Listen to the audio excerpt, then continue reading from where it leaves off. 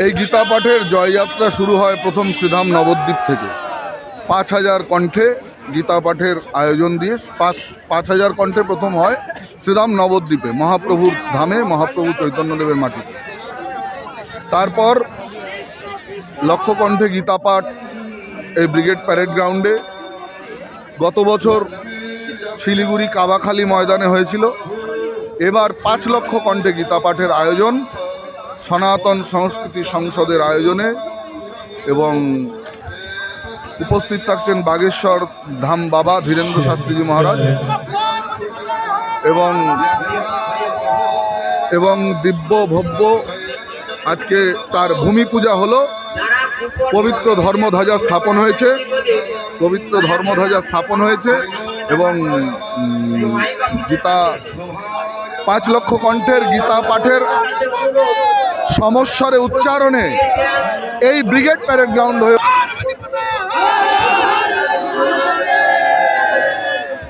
কাল জয় গুরু গোরক্ষনাথ কি জয়। একটাই কথা, যেটা হচ্ছে অধর্ম বিনাশ, ধর্ম প্রতিষ্ঠা করা। এটা আমাদের গীতা আমাদের শিখিয়েছে। আর একটা জিনিস শিখিয়েছে গীতা, যে রাজ ধর্ম কিভাবে পালন করতে হয়, রাজার ধর্ম কিভাবে পালন করতে হয়। তাই রাজার ধর্ম আমরা পশ্চিমবঙ্গে যে রাজধর্ম চলছে, সেই রাজধর্মে কালো ছায়া, অশুভ ছায়া, অধর্মের ছায়া আজকের ছেয়ে গেছে। তাই এই কালো ছায়া, অশুভ ছায়া, অধর্ম ছায়াকে বিনাশ করে ধর্ম প্রতিষ্ঠা করার জন্য আজকে সংকল্প নেওয়া হলো ধ্বজা পূজনের মাধ্যমে, ভূমি পূজনের মাধ্যমে। আগামী ৭ই ডিসেম্বর সমবেত কণ্ঠে সারা ভারত থেকে ২০০০ আগত সাধু সন্তের সমাগমে যে মুখরিত হয়ে উঠবে গীতার সেই বাণী, যে বাণী রাজধর্ম পালন করা শেখায়, যে বাণী সমাজকে পরিবর্তন করতে শেখায়, সেই বাণী শুধু ব্রিগেড প্যারেড গ্রাউন্ড নয়, সারা কলকাতা নয়, সারা পশ্চিমবঙ্গে পাহাড় থেকে সাগর, সাগর থেকে পাহাড় ছড়িয়ে পড়বে।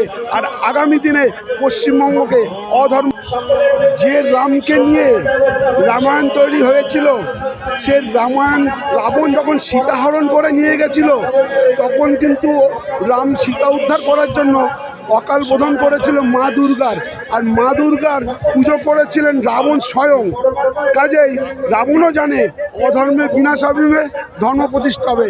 কাজেই মমতা ব্যানার্জিকে যে আহ্বান করা হয়েছে, উনি যদি আসেন নিশ্চয়ই চাইবেন যে অধর্ম চলে যাক, ধর্ম প্রতিষ্ঠা হোক।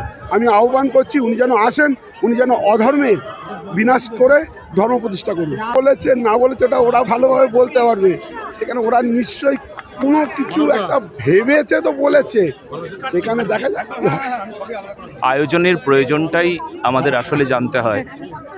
আমরা কেন ৫ লক্ষ কণ্ঠে শ্রীমদ্ ভগবদ্ গীতা পাঠের আয়োজন করেছি, তার প্রয়োজন এটাই যে যখন গীতা আমাদের যে রাষ্ট্রপ্রেম শিক্ষা দেয়, গীতা আমাদের শিক্ষা দেয় ধর্মের প্রতি আস্থা নিষ্ঠা, ধর্ম রক্ষা।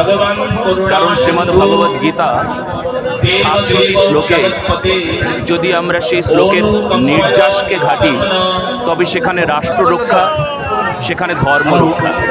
আর এই রাষ্ট্র রক্ষা, ধর্ম রক্ষার জন্য যুদ্ধ রক্ষার নিমিত্তে আমাদের সনাতনী যোদ্ধা হতে হবে। আর যে সনাতনী যোদ্ধা, তিনি কি করবেন না, ধর্ম রক্ষা করবেন। ধর্ম রক্ষা কাকে বলে? ধর্ম রক্ষা তাকে বলে যখন মানুষে, সমাজে, দেশে, রাষ্ট্রে যে অধর্ম, পাপ, ভ্রষ্টাচারকে দূর করবার জন্য কেউ সচেষ্ট হন, এগিয়ে আসেন, তাকে ধর্ম রক্ষা বলে। আর গীতা পাঠ আমাদের সেই ধর্ম রক্ষা শিক্ষা দেয়। করে চলছেন আমাদের স্বামী প্রদীপ্তানন্দ মহারাজজির বিশেষ উদ্যোগে। আমাদের এর আগে আমরা সেখানে ছিলাম লক্ষ কণ্ঠে শ্রীমদ্ ভগবদ্ গীতা পাঠ, যেখানে শিলিগুড়ির মাঠে, তার আগে ব্রিগেডের মাঠেই হয়েছিল তার আগের বছর, তার আগে ইস্কনে মায়াপুরে এই অনুষ্ঠানটি হয়েছিল। তো প্রতিটি বছর আমরা এই গীতা জয়ন্তীতে এই অনুষ্ঠানকে আমরা সমাজের বুকে, দেশের বুকে, এমনকি বিশ্বের বুকে নজির করতে চলেছি।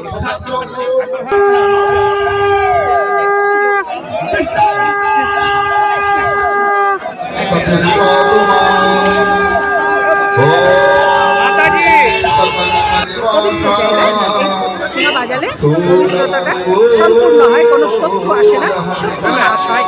এটাই হলো সিঙার আসল কথা। ঠিক আছে, লাখ লাখ লাখ লাখ অগুন্তি লাখ, 5 লক্ষ তো এবছর হচ্ছে। আমার বিশ্বাস, আমাদের সনাতনী ধর্মের বিশ্বাস 10 লক্ষ, 15 লক্ষ এরকম ভাবেই বাড়তে থাকবে, লক্ষ লক্ষ লক্ষাধিক।